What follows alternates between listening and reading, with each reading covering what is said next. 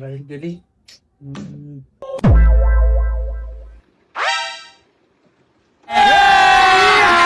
अभी मजा आएगा ना भिड़ो.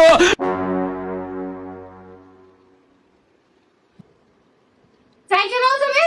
म्हणजे मी का तुम्हाला टीव्ही दिसायला लागली का? तुम्ही मस्त इथे येऊन खाता मस्त टीव्ही पाहता, मी इथं काम करायला लागली. काय करायला लागली मी हा?